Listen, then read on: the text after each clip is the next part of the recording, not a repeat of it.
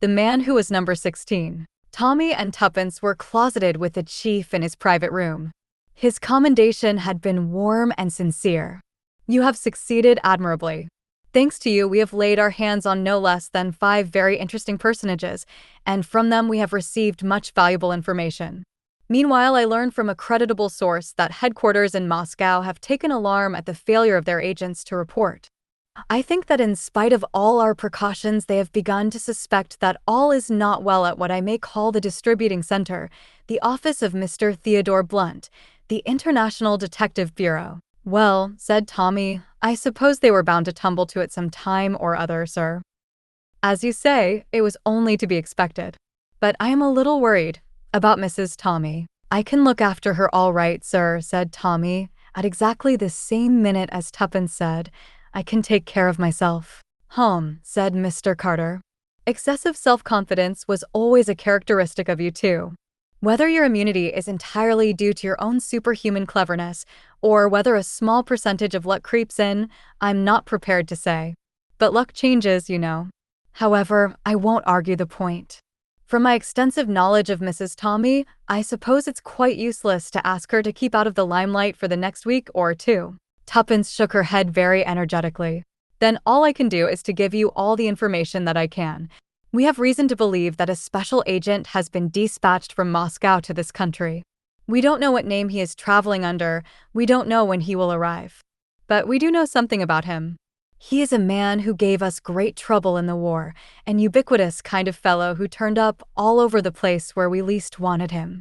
He is a Russian by birth and an accomplished linguist, so much so that he can pass as half a dozen other nationalities, including our own. He is also a past master in the art of disguise. And he has brains. It was he who devised the number 16 code. When and how he will turn up, I do not know. But I am fairly certain that he will turn up. We do know this. He was not personally acquainted with the real Mr. Theodore Blunt. I think that he will turn up at your office on the pretext of a case which he will wish you to take up, and will try you with the passwords.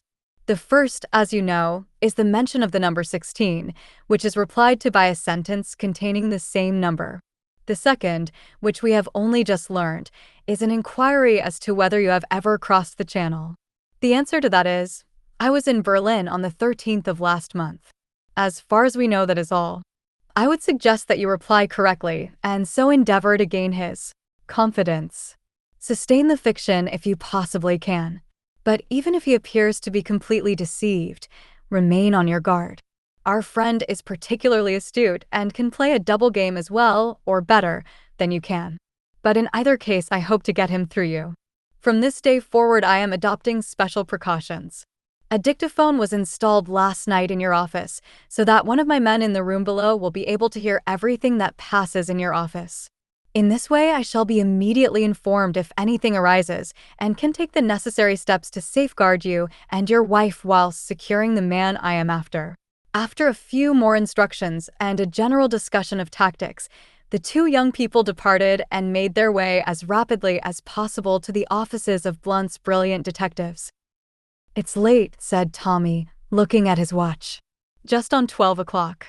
We've been a long time with the chief. I hope we haven't missed a particularly spicy case." "On the whole," said Tuppence, "we've not done badly. I was tabulating results the other day. We've solved 4 baffling murder mysteries, rounded up a gang of counterfeiters, ditto gang of smugglers." "Actually, 2 gangs," interpolated Tommy. "So we have. I'm glad of that. Gangs sounds so professional." Tuppence continued, ticking off the items on her fingers. 1 jewel robbery, 2 escapes from violent death, 1 case of missing lady reducing her figure, 1 young girl befriended, an alibi successfully exploded, and, alas, 1 case where we made utter fools of ourselves. On the whole, jolly good. We're very clever, I think." "You would think so," said Tommy. "You always do. Now I have a secret feeling that once or twice we've been rather lucky." "Nonsense," said Tuppence. "All done by the little grey cells." "Well, I was damned lucky once," said Tommy. "The day that Albert did his lasso act. But you speak, Tuppence, as though it was all over." "So it is," said Tuppence. She lowered her voice impressively. "This is our last case. When they have laid the super spy by the heels, the great detectives intend to retire and take to beekeeping or vegetable marrow growing. It's always done. Tired of it, eh? Yes, I think I am. Besides, we're so successful now. The luck might change. Who's talking about luck now? Asked Tommy triumphantly. At that moment they turned in at the doorway of the block of buildings in which the International Detective Bureau had its offices, and Tuppence did not reply. Albert was on duty in the outer office, employing his leisure in balancing, or endeavoring to balance, the office ruler upon his nose. With a stern frown of reproof, the great Mr. Blunt passed into his own private office. Divesting himself of his overcoat and hat, he opened the cupboard, on the shelves of which reposed his classic library of the great detectives of fiction. "The choice narrows," murmured Tommy. "On whom shall I model myself today?" Tuppence's voice, with an unusual note in it, made him turn sharply. "Tommy," she said, "what day of the month is it?" "Let me see. The 11th. Why?" "Look at the calendar." Hanging on the wall was one of those calendars from which you tear a leaf every day. It bore the legend of Sunday the 16th. Today was Monday. "By Jove, that's odd. Albert must have torn off too many. Careless little devil." "I don't believe he did," said Tuppence. "But we'll ask him." Albert, summoned and questioned, seemed very astonished. He swore he had only torn off 2 leaves, those of Saturday and Sunday. His statement was presently supported, for whereas the 2 leaves torn off by Albert were found in the grate, the succeeding ones were lying neatly in the waste paper basket. "A neat and methodical criminal," said Tommy. "Who's been here this morning, Albert? A client of any kind?" "Just one, sir." "What was he like?" "It was a she, a hospital nurse. Very upset and anxious to see you. Said she'd wait until you came. I put her in clerks because it was warmer, and from there she could walk in here, of course, without your seeing her." "How long has she been gone?" "About half an hour, sir. Said she'd call again this afternoon. A nice motherly-looking body." "A nice motherly. Oh, get out, Albert." Albert withdrew, injured. "Queer start, that," said Tommy. "It seems a little purposeless. Puts us on our guard. I suppose there isn't a bomb concealed in the fireplace or anything of that kind." He reassured himself on that point. Then he seated himself at the desk and addressed Tuppence. "Mon ami," he said, "we are here faced with a matter of the utmost gravity. You recall, do you not, the man who was number 4? Him whom I crushed like an egg-shell in the Dolomites, with the aid of high explosives, bien entendu. But he was not really dead. No. They're never really dead, these supercriminals. This is the man, but even more so, if I may put it. He is the 4 squared. In other words, he is now the number 16. You comprehend, my friend?" "Perfectly," said Tuppence. "You are the great Hercule Poirot." "Exactly. No mustaches, but lots of gray cells." "I've a feeling," said Tuppence, "that this particular adventure will be called the Triumph of Hastings." "Never," said Tommy. "It isn't done. Once the idiot friend, always the idiot friend. There's an etiquette in these matters. By the way, mon ami, can you not part your hair in the middle instead of one side? The present effect is unsymmetrical and deplorable." The buzzer rang sharply on Tommy's desk. He returned the signal, and Albert appeared bearing a card. Prince Vladirovsky read Tommy in a low voice. He looked at Tuppence. "I wonder. Show him in, Albert." The man who entered was of middle height, graceful in bearing, with a fair beard, and apparently about 35 years of age. "Mr. Blunt?" he inquired. His English was perfect. "You have been most highly recommended to me. Will you take up a case for me?" "If you will give me the details?" "Certainly. It concerns the daughter of a friend of mine, a girl of 16. We are anxious for no scandal, you understand." "My dear sir," said Tommy, "this business has been running successfully for 16 years owing to our strict attention to that particular principle." He fancied he saw a sudden gleam in the other's eye. If so, it passed as quickly as it came. You have branches, I believe, on the other side of the channel? Oh, yes. As a matter of fact, he brought out the word with great deliberation.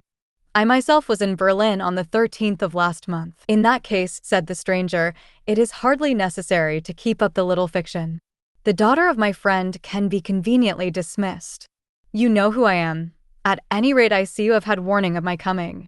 He nodded towards the calendar on the wall. Quite so, said Tommy. My friends, I have come over here to investigate matters. What has been happening? Treachery, said Tuppence, no longer able to remain quiescent. The Russian shifted his attention to her and raised his eyebrows. That is so, is it? I thought as much. Was it Sergius? We think so, said Tuppence unblushingly. It would not surprise me. But you yourselves, you are under no suspicion. I do not think so. We handle a good deal of bona fide business, you see, explained Tommy. The Russian nodded. That is wise. All the same, I think it would be better if I did not come here again. For the moment, I am staying at the Blitz. I will take Maris. This is Maris, I suppose. Tuppence nodded. What is she known as here? Oh, Miss Robinson. Very well, Miss Robinson. You will return with me to the Blitz and lunch with me there. We will all meet at headquarters at 3 o'clock. Is that clear? He looked at Tommy. Perfectly clear, replied Tommy, wondering where on earth headquarters might be. But he guessed that it was just those headquarters that Mr. Carter was so anxious to discover. Tuppence rose and slipped on her long black coat with its leopard skin collar. Then, demurely, she declared herself ready to accompany the prince. They went out together, and Tommy was left behind, a prey to conflicting emotions. Supposing something had gone wrong with the dictaphone? Supposing the mysterious hospital nurse had somehow or other learnt of its installation and had rendered it useless. He seized the telephone and called a certain number. There was a moment's delay, and then a well-known voice spoke. Quite okay. Come round to the Blitz at once. 5 minutes later, Tommy and Mr. Carter met in the palm court of the Blitz. The latter was crisp and reassuring. You've done excellently. The prince and the little lady are at lunch in the restaurant. I've got 2 of my men in there as waiters. Whether he suspects or whether he doesn't, and I'm fairly sure he doesn't, we've got him on toast. There are 2 men posted upstairs to watch his suite, and more outside ready to follow wherever they go. Don't be worried about your wife. She'll be kept in sight the whole time. I'm not going to run any risks. Occasionally, one of the Secret Service men came to report progress. The first time it was a waiter, who took their orders for cocktails. The second time it was a fashionable, vacant-faced young man. They're coming out, said Mr. Carter.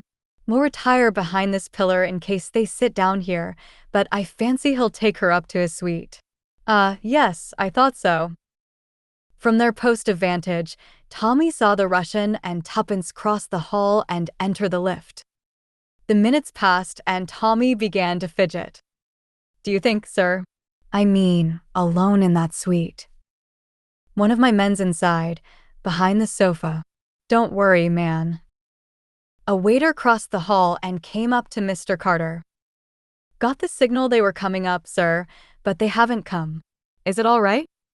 What? Mr. Carter spun round. I saw them go into the lift myself. He glanced up at the clock, 4.5 minutes ago. And they haven't shown up. He hurried across to the lift, which had just at that minute come down again, and spoke to the uniformed attendant. You took up a gentleman with a fair beard and a young lady a few minutes ago to the 2nd floor. Not the 2nd floor, sir. 3rd floor the gentleman asked for. Oh! The chief jumped in, motioning Tommy to accompany him. Take us up to the 3rd floor, please. I don't understand this, he murmured in a low voice. But keep calm. Every exit from the hotel is watched, and I've got a man on the 3rd floor as well, on every floor, in fact. I was taking no chances. The lift door opened on the 3rd floor and they sprang out, hurrying down the corridor. Halfway along it, a man dressed as a waiter came to meet them. It's all right, Chief. They're in number 318. Carter breathed a sigh of relief. That's all right. No other exit? It's a suite, but there are only these 2 doors into the corridor, and to get out from any of these rooms, they'd have to pass us to get to the staircase or the lifts. That's all right then. Just telephone down and find out who is supposed to occupy the suite. The waiter returned in a minute or two. Mrs. Cortland Van Snyder of Detroit. Mr. Carter became very thoughtful. I wonder now, is this Mrs. Van Snyder an accomplice or is she? He left the sentence unfinished. Hear any noise from inside? He asked abruptly. Not a thing, but the doors fit well. One couldn't hope to hear much. Mr. Carter made up his mind suddenly. I don't like this business. We're going in. Got the master key? Of course, sir. Call up Evans and Clydesley. Reinforced by the other two men, they advanced towards the door of the suite. It opened noiselessly when the first man inserted his key. They found themselves in a small hall. To the right was the open door of a bathroom, and in front of them was the sitting room. On the left was a closed door, and from behind it a faint sound, rather like an asthmatic pug, could be heard. Mr. Carter pushed the door open and entered. The room was a bedroom, with a big double bed, ornately covered with a bedspread of rose and gold. On it, bound hand and foot, with her mouth secured by a gag and her eyes almost starting out of her head with pain and rage, was a middle-aged, fashionably dressed woman. On a brief order from Mr. Carter, the other men had covered the whole suite. Only Tommy and his chief had entered the bedroom. As he leant over the bed and strove to unfasten the knots, Carter's eyes went roving round the room in perplexity. Save for an immense quantity of truly American luggage, the room was empty. There was no sign of the Russian or Tuppence. In another minute the waiter came hurrying in and reported that the other rooms were also empty. Tommy went to the window, only to draw back and shake his head. There was no balcony, nothing but a sheer drop to the street below. Certain it was this room they entered? Asked Carter peremptorily. Sure. Besides, the man indicated the woman on the bed. With the aid of a penknife, Carter parted the scarf that was half choking her, and it was at once clear that whatever her sufferings, they had not deprived Mrs. Cortland Van Snyder of the use of her tongue. When she had exhausted her first indignation, Mr. Carter spoke mildly. Would you mind telling me exactly what happened, from the beginning? I guess I'll sue the hotel for this. It's a perfect outrage. I was just looking for my bottle of Killagrip when a man sprung on me from behind and broke a little glass bottle right under my nose, and before I could get my breath I was all in. When I came to I was lying here, all trussed up, and goodness knows what's happened to my jewels. He's gotten the lot, I guess. Your jewels are quite safe, I fancy, said Mr. Carter drily. He wheeled round and picked up something from the floor. You were standing just where I am when he sprang upon you? That's so, assented Mrs. Van Snyder. It was a fragment of thin glass that Mr. Carter had picked up. He sniffed it and handed it to Tommy. Ethyl chloride, he murmured. Instant anesthetic. But it only keeps one under for a moment or two. Surely he must still have been in the room when you came to, Mrs. Van Snyder. Isn't that just what I'm telling you? Oh! It drove me half crazy to see him getting away and me not able to move or do anything at all. Getting away? Said Mr. Carter sharply. Which way? Through that door. She pointed to one in the opposite wall. He had a girl with him, but she seemed kind of limp as though she'd had a dose of the same dope. Carter looked a question at his henchman. Leads into the next suite, sir. But double doors, supposed to be bolted on each side. Mr. Carter examined the door carefully. Then he straightened himself up and turned towards the bed. Mrs. Van Snyder, he said quietly, do you still persist in your assertion that the man went out this way? Why, certainly he did. Why shouldn't he? Because the door happens to be bolted on the side, said Mr. Carter dryly. He rattled the handle as he spoke. A look of the utmost astonishment spread over Mrs. Van Snyder's face. Unless someone bolted the door behind him, said Mr. Carter, he cannot have gone out that way. He turned to Evans, who had just entered the room. Sure they're not anywhere in the suite? Any other communicating doors? No, sir, and I'm quite sure. Carter turned his gaze this way and that about the room. He opened the big hanging wardrobe, looked under the bed, up the chimney and behind all the curtains. Finally, struck by a sudden idea and disregarding Mrs. Van Snyder's shrill protests, he opened the large wardrobe trunk and rummaged swiftly in the interior. Suddenly Tommy, who had been examining the communicating door, gave an exclamation. "Come here, sir. Look at this." They did go this way. The bolt had been very cleverly filed through, so close to the socket that the join was hardly perceptible. "The door won't open because it's locked on the other side," explained Tommy. In another minute they were out in the corridor again, and the waiter was opening the door of the adjoining suite with his passkey. This suite was untenanted. When they came to the communicating door, they saw that the same plan had been adopted. The bolt had been filed through, and the door was locked, the key having been removed. But nowhere in the suite was there any sign of Tuppence or the fair-bearded Russian, and there was no other communicating door, only the one on the corridor. "But I'd have seen them come out," protested the waiter. "I couldn't have helped seeing them. I can take my oath they never did." "Damn it all," cried Tommy. "They can't have vanished into thin air." Carter was calm again now, his keen brain working. "Telephone down and find out who had the suite last and when." Evans, who had come with them, leaving Clydesley on guard in the other suite, obeyed. Presently he raised his head from the telephone. An invalid French lad, M. Paul de Vries. He had a hospital nurse with him. "They left this morning." An exclamation burst from the other Secret Service man, the waiter. He had gone deathly pale. "The invalid boy, the hospital nurse," he stammered. They passed me in the passage. I never dreamed. I had seen them so often before." "Are you sure they were the same?" cried Mr. Carter. "Are you sure, man? You looked at them well." The man shook his head. "I hardly glanced at them. I was waiting, you understand, on the alert for the others, the man with the fair beard and the girl." "Of course," said Mr. Carter with a groan. "They counted on that."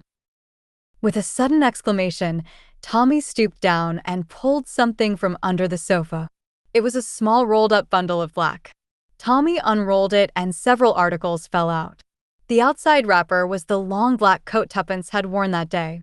Inside was her walking dress, her hat, and a long fair beard. "It's clear enough now," he said bitterly.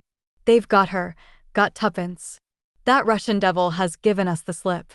The hospital nurse and the boy were accomplices.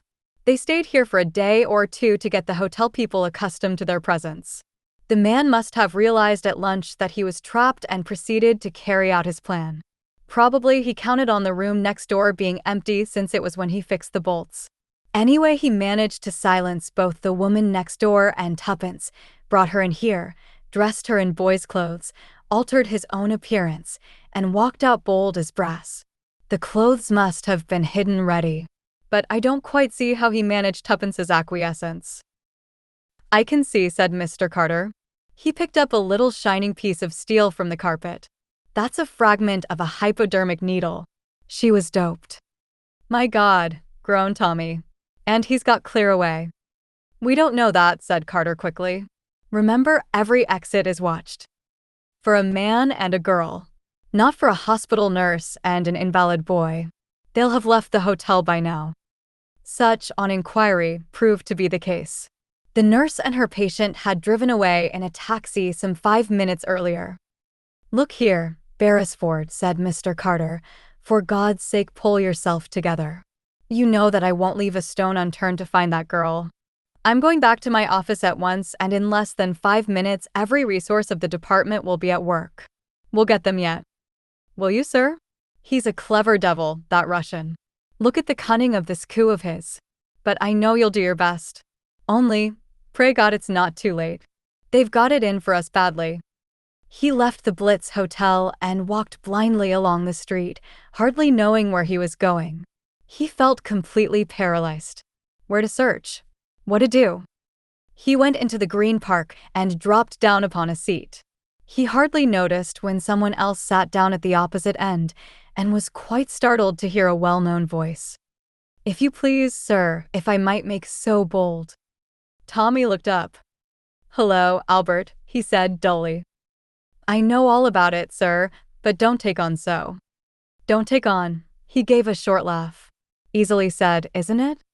But think, sir. Blunt's brilliant detectives. Never beaten. And if you'll excuse my saying so, I happened to overhear what you and the missus was ragging about this morning. Mr. Poirot and his little gray cells. Well, sir, why not use your little gray cells and see what you can do? It's easier to use your little gray cells in fiction than it is in fact, my boy. Well, said Albert stoutly, I don't believe anybody could put the missus out, for good and all. You know what she is, sir, just like one of those rubber bones you buy for little dorks, guaranteed indestructible. Albert, said Tommy, you cheer me. Then what about using your little gray cells, sir? You're a persistent lad, Albert. Playing the fool has served us pretty well up to now. We'll try it again. Let us arrange our facts neatly and with method. At 10 minutes past 2 exactly, our quarry enters the lift. 5 minutes later, we speak to the lift man, and having heard what he says, we also go up to the 3rd floor. At, say, 19 minutes past 2, we enter the suite of Mrs. Van Snyder. And now, what significant fact strikes us? There was a pause, no significant fact striking either of them. There wasn't such a thing as a trunk in the room, was there? Asked Albert, his eyes lighting suddenly. Mon ami, said Tommy, you do not understand the psychology of an American woman who has just returned from Paris. There were, I should say, about 19 trunks in the room. What I meanter say is, a trunk's a handy thing if you've got a dead body about you want to get rid of, not that she is dead for a minute. We searched the only 2 there were big enough to contain a body. What is the next fact in chronological order? You've missed one out, when the missus and the bloke dressed up as a hospital nurse passed the waiter in the passage.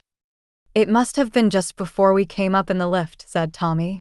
They must have had a narrow escape of meeting us face to face. Pretty quick work, that. Aye. He stopped. What is it, sir? Be silent, mon ami. I have the kind of little idea, colossal, stupendous, that always comes sooner or later to Hercule Poirot. But if that's it, oh, Lord, I hope I'm in time. He raced out of the park, Albert hard on his heels, inquiring breathlessly as he ran, What's up, sir? I don't understand. That's all right, said Tommy. You're not supposed to. Hastings never did. If your gray cells weren't of a very inferior order to mine, what fun do you think I should get out of this game? I'm talking damned rot, but I can't help it. You're a good lad, Albert. You know what Tuppence is worth. She's worth a dozen of you and me. Thus talking breathlessly as he ran, Tommy re-entered the portals of the Blitz. He caught sight of Evans and drew him aside with a few hurried words. The 2 men entered the lift, Albert with them. 3rd floor, said Tommy. At the door of number 318 they paused. Evans had a pass key and used it forthwith. Without a word of warning, they walked straight into Mrs. Van Snyder's bedroom. The lady was still lying on the bed, but was now arrayed in a becoming negligee. She stared at them in surprise. Pardon my failure to knock, said Tommy pleasantly. But I want my wife. Do you mind getting off that bed? I guess you've gone plumb crazy, cried Mrs. Van Snyder. Tommy surveyed her thoughtfully, his head on one side. Very artistic, he pronounced, but it won't do. We looked under the bed, but not in it. I remember using that hiding place myself when young. Horizontally across the bed, underneath the bolster. And that nice wardrobe trunk all ready to take away the body in later. But we were a bit too quick for you just now. You'd had time to dope Tuppence, put her under the bolster, and be gagged and bound by your accomplices next door, and I'll admit we swallowed your story all right for the moment. But when one came to think it out, with order and method, impossible to drug a girl, dress her in boys' clothes, gag and bind another woman, and change one's own appearance, all in 5 minutes. Simply a physical impossibility. The hospital nurse and the boy were to be a decoy. We were to follow that trail, and Mrs. Van Snyder was to be pitted as a victim. Just help the lady off the bed, will you, Evans? You have your automatic? Good. Protesting shrilly, Mrs. Van Snyder was hauled from her place of repose. Tommy tore off the coverings and the bolster. There, lying horizontally across the top of the bed was Tuppence, her eyes closed, and her face waxen. For a moment Tommy felt a sudden dread, then he saw the slight rise and fall of her breast. She was drugged, not dead. He turned to Albert and Evans. "And now, Messrs," he said dramatically, "the final coup." With a swift, unexpected gesture, he seized Mrs. Van Snyder by her elaborately dressed hair. It came off in his hand. "As I thought," said Tommy. Number 16. It was about half an hour later when Tuppence opened her eyes and found a doctor and Tommy bending over her. Over the events of the next quarter of an hour a decent veil had better be drawn, but after that period the doctor departed with the assurance that all was now well. "Mon ami, Hastings," said Tommy fondly. "How I rejoice that you are still alive. Have we got number 16? Once more I have crushed him like an eggshell. In other words, Carter's got him. The little gray cells. By the way, I'm raising Albert's wages. Tell me all about it." Tommy gave her a spirited narrative with certain omissions. "Weren't you half frantic about me?" asked Tuppence faintly. "Not particularly. One must keep calm, you know." "Liar," said Tuppence. "You look quite haggard still." "Well, perhaps I was just a little worried, darling. I say, we're going to give it up now, aren't we?" "Certainly we are." Tommy gave a sigh of relief. "I hoped you'd be sensible. After a shock like this, it's not the shock. You know I never mind shocks." "A rubber bone. Indestructible," murmured Tommy. "I've got something better to do," continued Tuppence. "Something ever so much more exciting. Something I've never done before." Tommy looked at her with lively apprehension. "I forbid it, Tuppence." "You can't," said Tuppence. "It's a law of nature." "What are you talking about, Tuppence?"